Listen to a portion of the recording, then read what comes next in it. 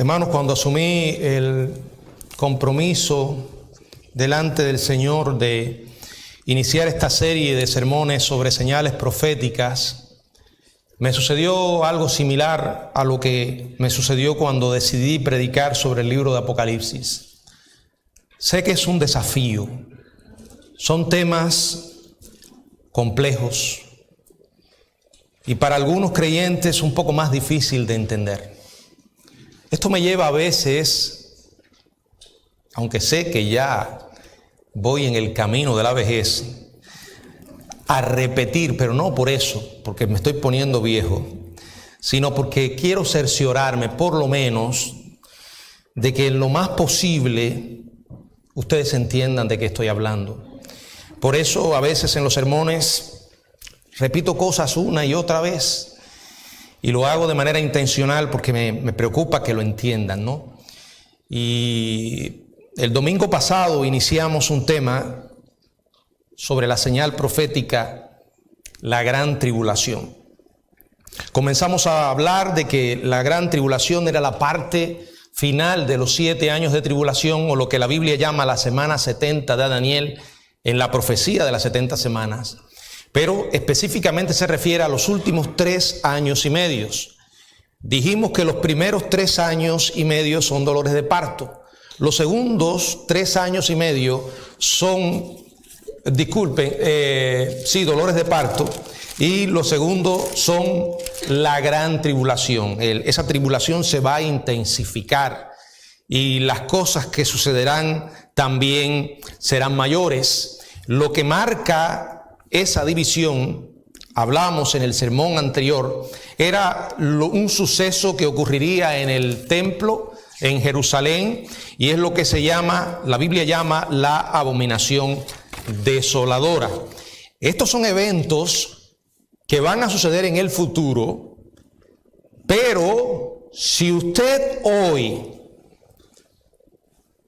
se ha arrepentido de sus pecados y ha recibido a Cristo como su Señor y Salvador, reconociendo que la vida que llevaba era una ofensa contra Dios como un pecador, y ha creído en el Salvador, usted es parte de la iglesia. Acuérdense que la iglesia no es el edificio. La iglesia somos nosotros, cada uno de aquellos que por la gracia de Dios hemos nacido de nuevo. Tenemos la esperanza de que si nos llega la hora de morir, y esto puede suceder en cualquier momento, la vida es frágil, tan frágil que te puedes machucar la frente con una puerta, y tan serio como que un joven de 14 años caiga de un aparato de eso de distracción y termine su vida de una manera terrible. La vida es frágil, hermanos. Por eso uno tiene que estar preparado. Y la preparación es simplemente creer en Jesucristo como Señor y Salvador. Si llega la muerte, nos vamos a la eternidad con Dios. Si Cristo viene, primero sacará a su iglesia de este mundo, a sus hijos, y luego ocurrirá esto de lo que estamos hablando.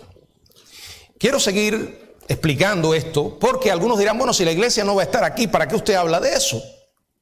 Hermanos, primero, por si hay alguien aquí que todavía no está seguro, que arregle sus cuentas con Dios. Y segundo, si todavía tienes amigos, familiares, conocidos que aún no se han entregado a Cristo, le hables seriamente del asunto. Porque todo lo que dice la palabra de Dios se cumple fielmente.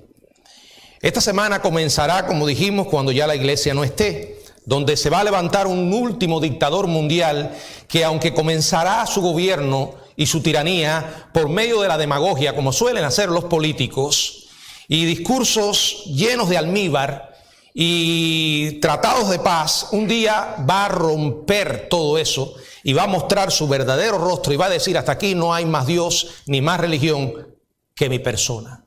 Y se parará en el templo de Dios haciéndose pasar por Dios. Luego comenzará la persecución. Bueno, esa abominación desoladora la hablamos en el sermón anterior y era lo que titulamos la perversión del anticristo, que estaba en el verso 14. Hoy vamos a continuar con lo que nos sigue diciendo el pasaje. Y lo primero que queremos ver, o lo segundo, siguiendo la serie, el sermón completo, es el pánico de las personas. Dice el verso 14, la segunda parte: entonces los que estén en Judea huyan a los montes. Y luego dice el verso 15, el que esté en la azotea no descienda a la casa ni entre para tomar algo de su casa. Y el que esté en el campo no vuelva atrás a tomar su capa. Mas ay de las que estén encintas y de las que críen en aquellos días. Orad, pues, que vuestra huida no sea en invierno. Ahora, estas instrucciones de Jesús para aquellos que van a experimentar estos sucesos apuntan especialmente a los judíos, a Israel.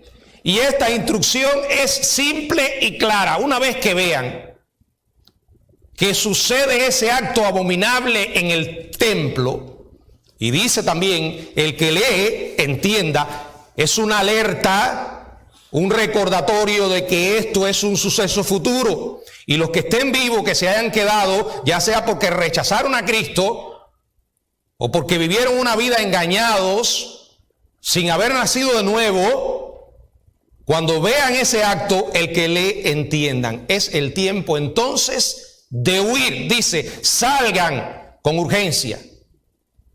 Cuando se lleve a cabo esa profanación del templo judío por parte del anticristo, los que estén en Judea huyan a los montes. La única reacción segura a ese acto es huir, es escapar de Jerusalén. Al ser los más cercanos al templo, quienes vivan en Jerusalén y en Judea, las áreas que actualmente ocupa Judea, o que ocupaba Judea, ahora hay territorios allí, en esa época se encontrarán en el más grande peligro por parte del anticristo. A pesar de que hará valer su dominio sobre el mundo entero, su ira se va a dirigir principalmente al pueblo judío. Aunque va a perseguir a los cristianos en todas partes, tendrá un odio visceral y primario contra los judíos. Una y otra vez esto ha quedado registrado en la historia. Las grandes persecuciones contra los judíos, la más reciente, la historia del Holocausto nazi, donde Hitler y sus diabólicos seguidores llegaron a masacrar alrededor de 6 millones de judíos. Y mientras esto estaba ocurriendo, muchos no creían que estaba realmente pasando. Hasta que al final se mostró la verdadera realidad de este holocausto. El anticristo una vez más tratará de perseguir a los judíos. ¿Por qué, hermanos?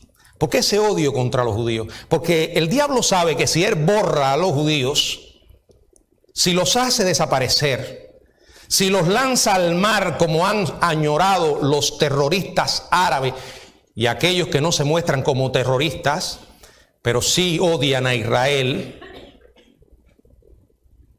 sabe que entonces tú puedes tomar la Biblia y tirarla a un rincón. Porque la mayoría de las profecías del futuro tienen que ver con Israel.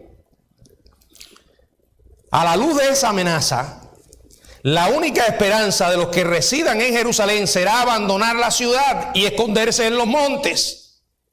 Y al describir estos acontecimientos de los últimos tiempos, un profeta llamado Zacarías, en el capítulo 13, versos 8 y 9, puede anotarlo y después leerlo. Allí dice claramente que 1/3 de la población judía que viva en la zona de Judea en esa época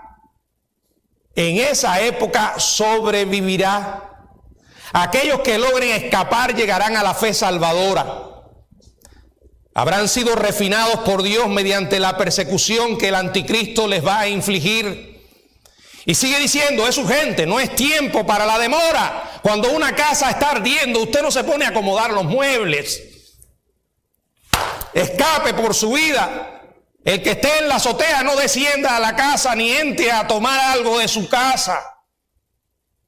En el antiguo Israel la mayoría de las casas se construían en un tejado.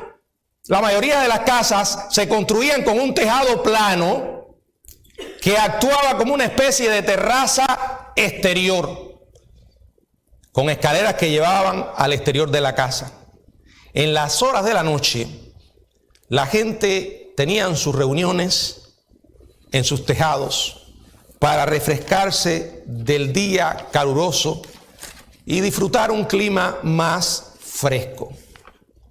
Dice Jesús que los que en aquellos días se hallen en una azotea, cuando oigan de este acto abominable, huyan al instante. No tomen ni siquiera unos breves minutos para recoger algo de la casa. Las mujeres tienen que andar con la chispa encendida. Yo no estoy diciendo. Si pusiera que las mujeres a veces son más lentas, necesitan más tiempo. Los hombres somos tan mandados que ni pensamos las cosas, ¿no? Pero en aquel día no puedes recoger nada. Sal huyendo. El peligro aumentará con cada minuto que pase. Dice, los que estén en el campo, no vuelvan atrás a tomar su capa. La capa es símbolo de algo que era esencial. Déjalo. Huye. Huye. Es más, dice, las que estén encinta y las que críen. O sea, las mujeres embarazadas y las que tengan niños pequeños van a tener una situación muy precaria en esos días. Bueno, no hay que pasar mucho trabajo para imaginar esto, hermanos. Si usted ha estado al tanto de las imágenes que hoy en día circulan por las redes sociales y la televisión, y las imágenes dolorosas de madres que han tenido que salir con niños pequeños y otras embarazadas en medio de esta guerra en Ucrania. Imagínense en aquellos días, ellas no tienen facilidad para moverse con facilidad, o sea, van a tener muchos obstáculos, aparte del riesgo de ser capturadas y asesinadas. Pero habrá un remanente elegido por Dios, que será protegido y que lograrán esconderse. En comparación con otros lugares del mundo, los inviernos en Israel por lo general son suaves, aunque de vez en cuando cae nieve en Jerusalén. No obstante, Jesús dice, orad pues que vuestra huida no sea en invierno. O sea, Él está diciendo simplemente que cualquier obstáculo, como por ejemplo un clima inclemente, hará lento el escape de quienes intenten huir, porque la amenaza será tan, pero tan grande, que cualquier dificultad, incluyendo frío, lluvia o nieve, aumentará el peligro. O sea, esto es lo que dice el Señor sobre el pánico que tendrán las personas. Pero aún en esos días tan terribles, Dios seguirá siendo Dios. Y nada de lo que pueda ocurrir en el futuro es resultado de que Dios perdió el control. Miren, ustedes y yo no tenemos más mínima idea de lo que podrá pasar en las próximas semanas. Pero a mí me da una paz profunda saber que Dios es soberano y que para nosotros no hay accidente ni casualidades, que Dios gobierna y gobierna siempre. Y aunque a veces nos parezca desde nuestra perspectiva humana que hay cosas que están descontroladas, no, hermano. El hecho de que tú y yo podamos leer esto en la Biblia es una evidencia de que es parte del plan de Dios. Y en aquellos días Dios también protegerá a sus escogidos.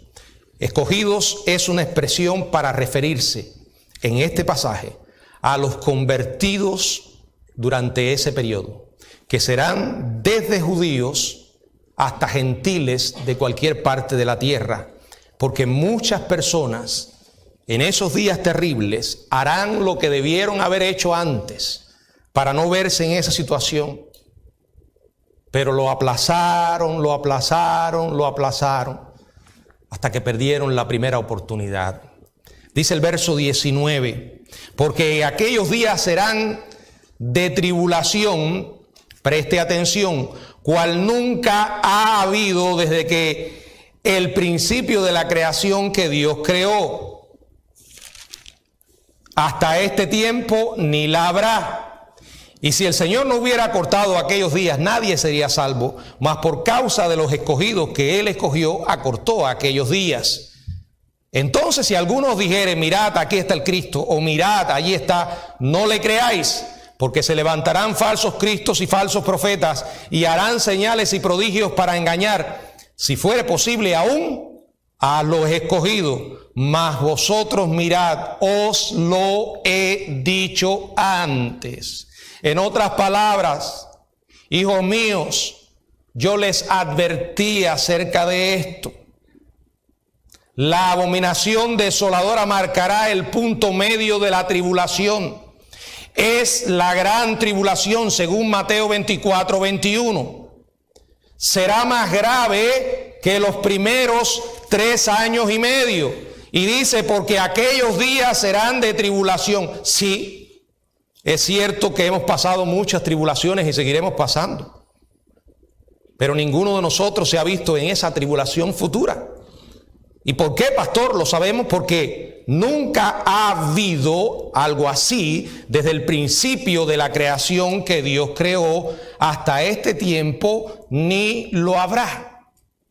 En ningún momento de la historia de nuestro planeta ha habido una época como esta, la que va a ocurrir en el futuro.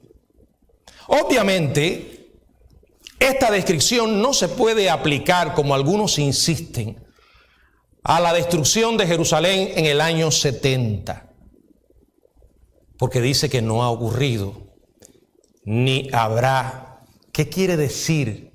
Que será lo último. Miren, si usted va a Apocalipsis capítulo 6 y lee hasta el capítulo 16, ahí va a encontrar una descripción de lo que van a pasar durante esos días. Es difícil leer eso. Es algo impresionante lo que usted puede leer allí, pero Dios lo registra. Registra esos horrores que van a caracterizar esa última etapa. ¿Por qué? Porque será una época de ira, la ira de Dios sobre la tierra. Miren, yo se los voy a mencionar lo que va a pasar y le voy a mencionar dónde están los versículos. No lo voy a leer aquí por falta de tiempo, pero quiero asegurarme de que usted se lleve las notas y después lo lea despacio, meditando. Por favor, esté consciente de que hay muchos símbolos, pero esos símbolos no anulan el cumplimiento literal de la profecía. Si el sentido literal tiene sentido, no le busque otro sentido. Lo primero que ocurrirá es un gran terremoto que va a devastar toda la tierra. Y cuando la Biblia dice gran, no está empleando palabras en vano. Es que va a ocurrir. Apocalipsis capítulo 6, del 12 al 17. Segundo, granizo y fuego va a consumir la tercera parte de la vegetación del planeta. Apocalipsis 8, 6 y 7. La tercera parte del océano se convertirá en sangre. Apocalipsis 8, 8 y 9. La tercera parte del agua dulce se va a envenenar. Apocalipsis 8, 10 y 11. La tercera parte del sol, la luna y las estrellas se oscurecerá. Apocalipsis 8, 12. Innumerables demonios serán liberados de la esclavitud para aterrorizar la humanidad. Apocalipsis 9, versos del 1 al 12. Esto es una profecía de que en aquellos días la actividad demoníaca se volverá sumamente agresiva, Hoy somos testigos de cómo la gente corre detrás del espiritismo, la brujería, la hechicería, detrás de las prácticas diabólicas como la ouija. ¿Saben lo que es la ouija, verdad? No es un juego inocente, no. Y ahora no se trata solo de que tú puedes ir y comprar una ouija. Ahora se trata de que tú puedes llegar a internet y allí puedes accesar a una página web donde puedes encontrar una ouija electrónica. Y puedes hacer exactamente lo mismo que haces con el tablero diabólico. Pero la realidad es que esos demonios con que la gente ha estado jugando a lo largo de los años, un día van a andar sueltos. Bueno, si puedo buscar algo similar, es la época en que Jesús estuvo en la tierra. Como nunca antes, durante los años del ministerio de Jesús, hubo un despliegue satánico, demoníaco. Era como que el diablo había mandado a reunir sus fuerzas para impedir al Hijo de Dios llevar adelante su ministerio. ¿Por qué decimos esto? Hay muchos relatos en la Biblia donde Jesús se encontró con gente endemoniada. Y todos los demonios caían ante la presencia santa del Hijo de Dios.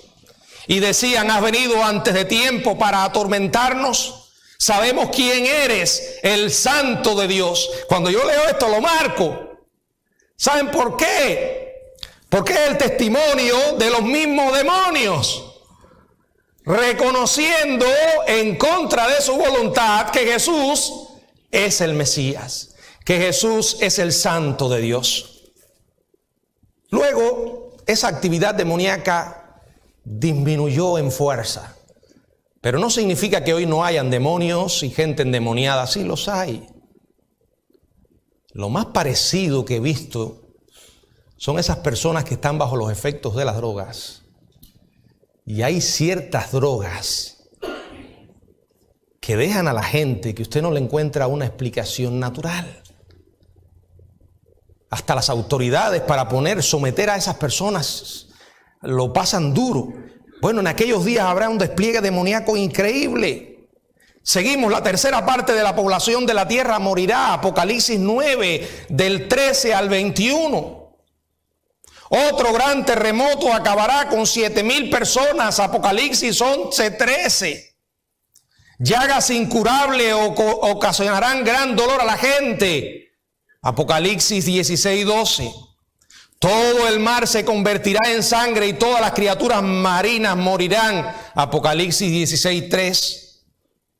Esto no tiene nada que ver con lo que hizo Moisés en Egipto, porque en el contexto es un suceso nuevo. Y si somos honestos y respetamos la Biblia, tenemos que reconocer que estas cosas que está describiendo Apocalipsis no han sucedido nunca.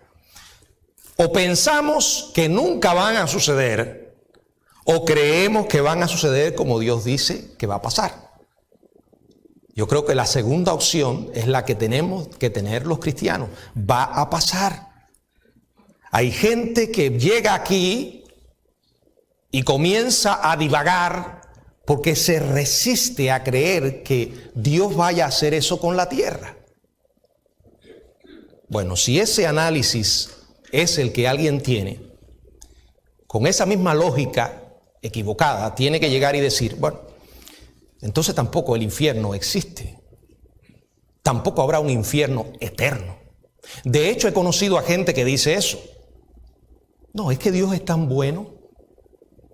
¿Cómo Dios va a condenar a alguien al infierno? ¿Y cómo una persona por un error que ha cometido va a pagar toda su vida de castigo y condenación? Ese es el análisis de alguien que no ha entendido para nada lo que es el Evangelio. Porque si nosotros entendemos lo que es el pecado y entendemos lo que Dios hizo para salvarnos, hasta dónde Dios fue capaz de ir. El único mensaje que dice que un Dios de amor envió a su Hijo por nosotros. Pronto estaremos meditando en esa última semana de la muerte de Jesús. Pronto estaremos mirando toda la agonía que enfrentó. las humillaciones a las que lo sometieron.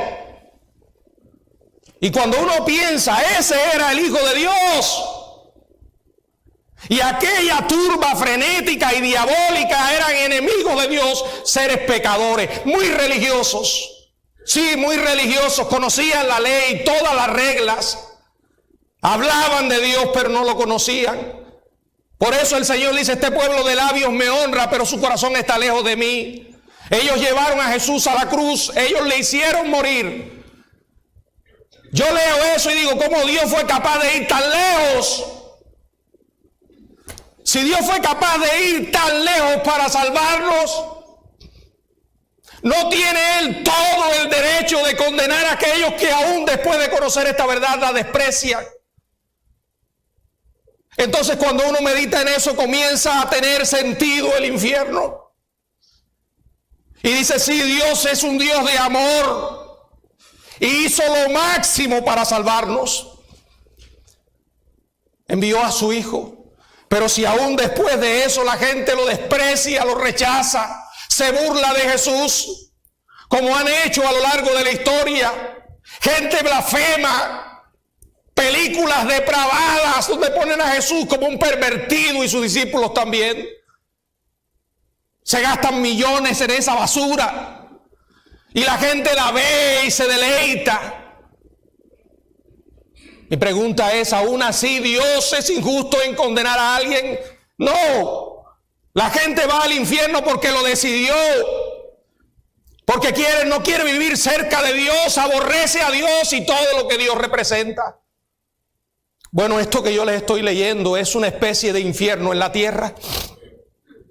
Acuérdense, hermanos, que Dios estará juzgando al mundo y que a diferencia del infierno todavía habrán personas que podrán salvarse. Personas que al ver todas estas cosas digan, es real Dios. Esto no son accidentes, no son casualidades, es la ira de Dios. Señor, perdóname, sálvame, no importa lo que vaya a suceder ahora, pero yo quiero estar contigo. La tierra experimentará un calor extremo. Apocalipsis 16, 8 y 9. Una oscuridad envolverá al mundo. Apocalipsis 16, 10 y 11. El río Éufrates se va a secar. Apocalipsis 16, 12. Un terremoto final y universal causará enormes cambios en la apariencia del planeta. Apocalipsis 16, 17 al 21. Miren, les voy a decir algo. La tierra hoy está siendo sacudida como un borracho. Una tras otra, tragedias de lo que se llama fenómenos naturales están ocurriendo. La gente dice, ese es el calentamiento global. Ese es el mal uso que le estamos dando a nuestro planeta. Yo no estoy diciendo que no haya un mal uso. Lo que estoy diciendo es que el calentamiento global es una tontería con que tienen engañada a la humanidad. Y yo creo que Dios permite todas estas cosas hoy para ganar la atención de la gente. Para que la gente diga, esto está mal. Para que la gente se vuelva a Dios y se arrepienta. Pero la gente, miren, se siguen destruyendo países con terremotos, con tornados, con huracanes, edificios se desploman, actos terroristas suceden. Cuando pasa la tragedia, la gente se aterra y todo el mundo corre para la iglesia. Es más, si pudieran traer una cama y dormir en los templos, lo harían. Cuando llegó el COVID no corrían para la iglesia porque le tenía más miedo a contagiarse. Pero ¿saben? Después la gente regresa. Pero cuando el agua comienza a adquirir su nivel, la gente vuelve a irse. Porque no aprenden. No sacan lecciones de lo que está sucediendo. Todas estas cosas van a ocurrir durante esa última etapa. Jesús dijo en el verso 20, y si el Señor no hubiese acortado aquellos días, nadie sería salvo. Mas por causa de los escogidos que Él escogió, acortó aquellos días. El juicio de Dios sobre la tierra hará de la gran tribulación una época de terror sin precedente. Y será tan insoportable que Dios le va a poner fin. En lugar de someter a la tierra a un periodo prolongado de juicio y de tiranía satánica, Dios pondrá fin. La Biblia nos dice que será solo un periodo de 3 años y medio. Dice que lo hará por causa de los escogidos, por causa de sus hijos en aquellos días tan terribles. Eso se refiere, como ya dije, primeramente a Israel, pero también, cuando digo Israel, es los convertidos de Israel. También preservará a un grupo de personas que de toda nación conocerán el Evangelio. Dios siempre piensa en sus hijos, no importa las circunstancias. Tal vez tú estés viviendo hoy momentos de desolación y dolor y hayas llegado a pensar que Dios se olvidó de ti. Por favor, si fue capaz de dar lo máximo, si no escatimó a su propio Hijo, ¿cómo no te dará con Él todas las cosas? Dios nunca nos abandona, nunca se rinde con nosotros. Y aquellos que en aquellos días conozcan a Cristo, Dios les va a preservar y dice que acortará el tiempo. ¿En qué sentido? En que ya Dios ha establecido de antemano un tiempo específico.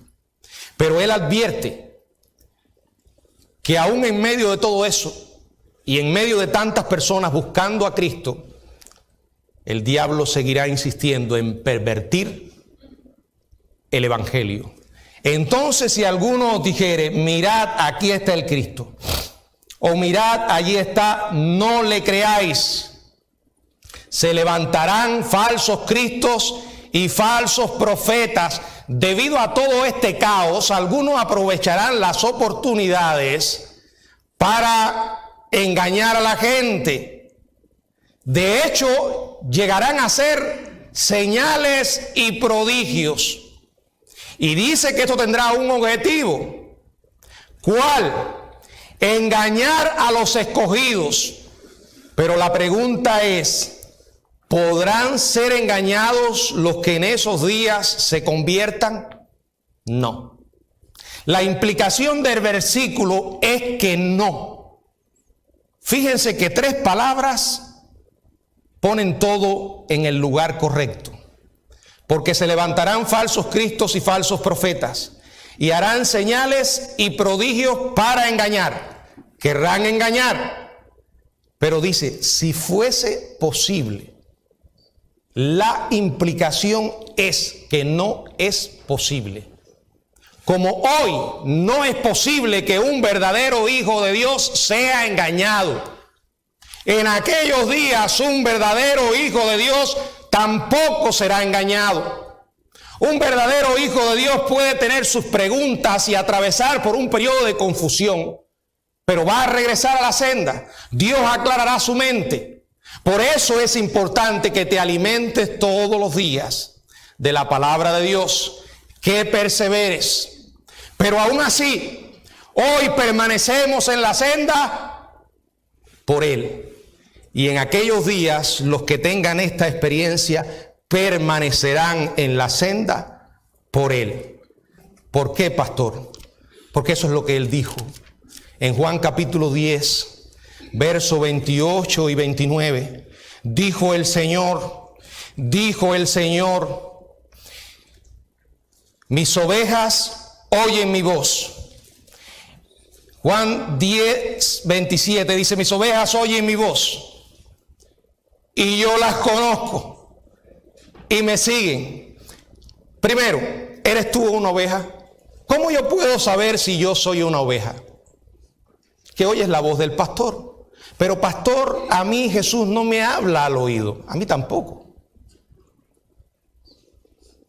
Pero me habla. ¿Y cómo le habla, pastor? Por la Biblia. Si yo soy oveja de Dios, Él me va a hablar por su palabra. Y si yo soy oveja de Dios, voy a oír su voz. ¿Qué quiere decir esto? Que cuando yo leo la Biblia, Dios habla a mi espíritu. ¿Cuántas veces me he levantado en la mañana cargado,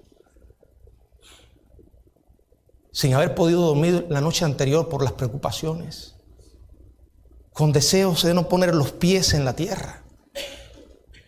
Y me he levantado y he dicho: Señor, dame fuerzas para este día. Toma mis cargas. Háblame. Y Dios lo hace. Lo hace con tanta claridad que yo puedo estar leyendo el pasaje más familiar en la Biblia y de pronto es como si las páginas de la Biblia se iluminaran. Ahora, si usted habla en la Biblia y lo que ve es un manual de cocina o una guía telefónica, pregúntese si realmente usted es oveja del Señor. Mis ovejas oyen mi voz, dice él, y yo las conozco. ¿Y qué? Me siguen. Eso no implica que seguirle será un camino cómodo y que por momentos nos vamos a tropezar y caer, pero nos vamos a levantar y vamos a seguir. Y habrá momentos en que oraremos y diremos: Señor, yo no tengo fuerzas, pero Señor, no me dejes en el camino. Y vas a seguir. Y dice el verso 29: mi Padre que me las dio es mayor que todos, y nadie las puede arrebatar de la mano de mi Padre. Estamos en las manos de Jesús, estamos en las manos del Padre. Por eso es que los escogidos no pueden ser engañados. Por eso hoy, cuando hay tanta basura predicándose desde púlpitos a través de videos, ¿qué podemos hacer? No es lanzarnos en una cruzada perdiendo el tiempo de criticar a las estupideces que esa gente dice. No, lo que tenemos que hacer es enseñarle a la gente la Biblia. Enseñar a las personas a tener una relación con Dios, a amar el libro de Dios.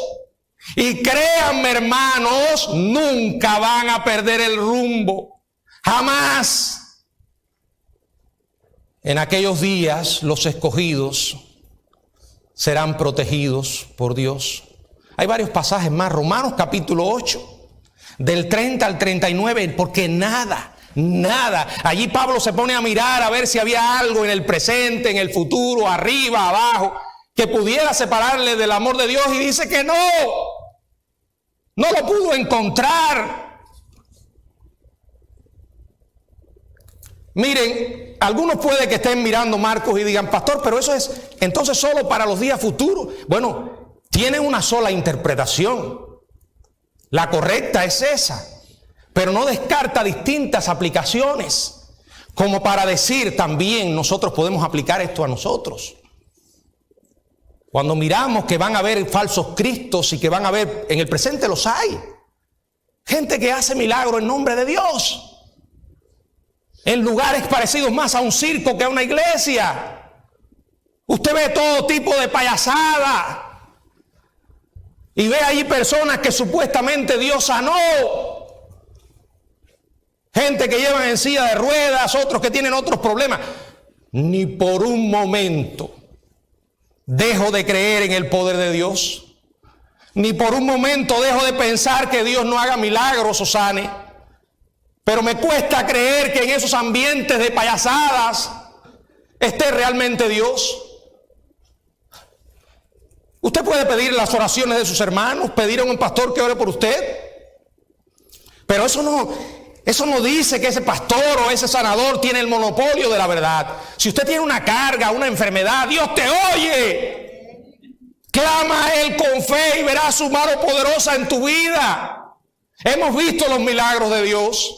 Los verdaderos milagros de Dios, aquellos que ocurren de manera genuina, que no dan lugar para sospechas. La mayoría de estas enfermedades que hoy son curadas en esos circos son enfermedades psicosomáticas. Personas que tienen enfermedades y que no están claras de qué es lo que tienen. Si usted mira los milagros que Jesús realizó, algo tienen en común todos. La mayoría de los milagros que Jesús realizó, por no decir todos, eran enfermedades orgánicas. Muchas de ellas, la gente no tenía la más mínima idea de que había un problema. Usted mira a un ciego, ¿va a dudar de que está ciego? Usted mira a un paralítico, ¿va a dudar que es paralítico? Usted mira a un muerto, ¿va a dudar que está muerto? Ahora, tome esos milagros de la Biblia y tráigalo a estos circos modernos y vea la diferencia. Vea la diferencia. Y eso sin tocar el tema de la gente que le caen en convulsiones, de aquellos que supuestamente dicen que en las páginas de la Biblia sale oro, o que una botella de agua la convirtieron en vino, y después te enteras que el famoso televangelista es buscado en algunas ciudades por pedófilo. ¿Me va a decir a mí que ahí estaba la mano de Dios? Ahora, yo sé que hay muchos cristianos genuinos en esos lugares. Yo lo sé, que están sinceramente confundidos. Pero si son hijos de Dios, van a salir de eso. Van a regresar al redil. Y van a anhelar la palabra de Dios. Yo les voy a compartir algo personal que sucedió hace unas horas con Roberto. No te preocupes, Roberto, no es nada que tú me dijiste. Es algo que yo le dije a él. Le dije, mira, Roberto, aquí no me vas a escuchar a mí decirte que no vas a tener problemas. Yo no te puedo prometer que te vas a hacer rico, que no te vas a enfermar. Quizás tú has ido a algún lugar que has escuchado eso. Es más, si decides no volver a la iglesia y un día alguien te pregunta, ¿qué fue lo que te dijo el pastor de la iglesia la primera vez que te encontró? Le vas a decir lo que te dije, que eres un pecador, como yo lo soy. Y que como pecador tengo que arrepentirme, pedirle perdón a Dios. Y que para salvarme Dios envió a su Hijo. Ese es el mensaje. Ahora le dije, Roberto, tal vez tú estás pensando, entonces, ¿para qué vale la pena tener a Jesucristo? Primero, el perdón de nuestros pecados, la esperanza de la vida eterna. Y segundo, que aunque el viaje terrenal se muestre incómodo, no estamos solos. Y créanme, eso marca una diferencia extraordinaria. Alguien decía, esos baches que encuentro en el camino a la eternidad, que a veces son incómodos, me van recordando que voy por el camino correcto. En cualquier lugar que te prediquen una vida cómoda, fácil, están diciendo una mentira. Es un negocio. Y es como si Jesús estuviera hoy aquí diciendo, mas vosotros mirad, yo se lo dije antes. Por horrible que sea todo esto que les he compartido, nosotros no esperamos esto. Nosotros no esperamos al anticristo. Nosotros esperamos al Señor. Y yo hablo de esto porque yo creo que Él va a regresar. No me van a ver aquí divagando y poniendo nombres y sacando fechas, pero mientras Dios me dé fuerza, le voy a estar diciendo, el Señor viene. Arrepiéntanse. Esto va a ocurrir, pero esa no será la victoria definitiva del diablo, no. Serán batallas, victorias pírricas que ganará.